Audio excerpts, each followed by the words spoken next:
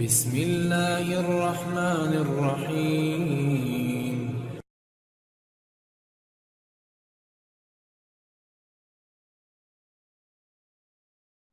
السلام عليكم ورحمة الله وبركاته.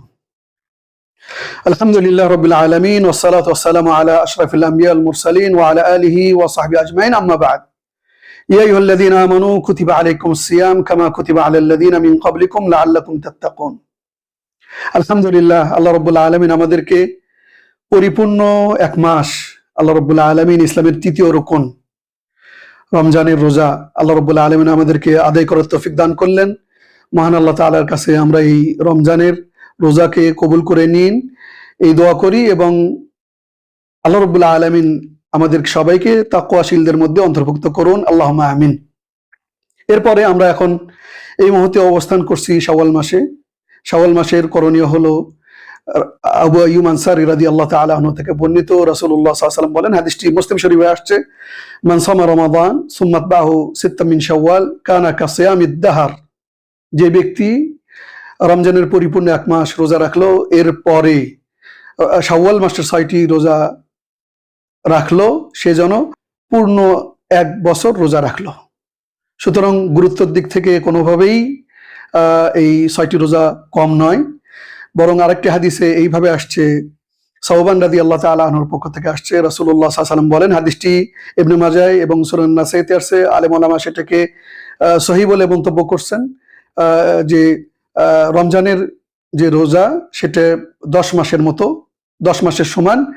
এরপরে শাওয়ালের যে 6টি রোজা সেটি 2 মাসের সমান, তার মানে 10 আর 2 মোট 12 মাস। সুতরাং এই 6টা রোজা আমাদের থেকে ছুটে যাওয়া মানে হলো আমরা 10 মাস রোজা রাখলাম, 12 মাস হলো না। সুতরাং খুবই গুরুত্বপূর্ণ এই 6টি রোজা।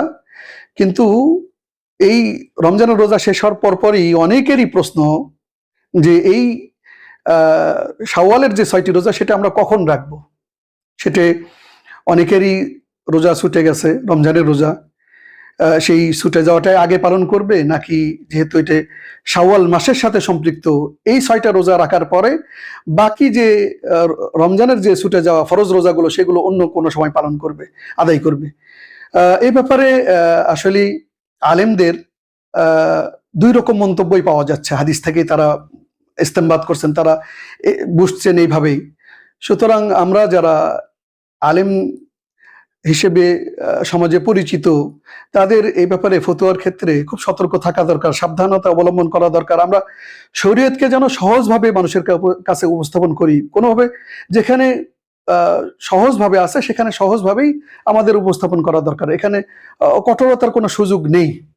আমরা এটাই বলতে পারি যে যেহেতু রমজানের রোজা সেটা ফরজ, উচিত হবে আল্লাহ রাব্বুল আলামিনের এই ঋণটাকে আগে আদায় করা, এরপরে বাকি 6টা এই শাওয়াল মাসে সব শেষ করা।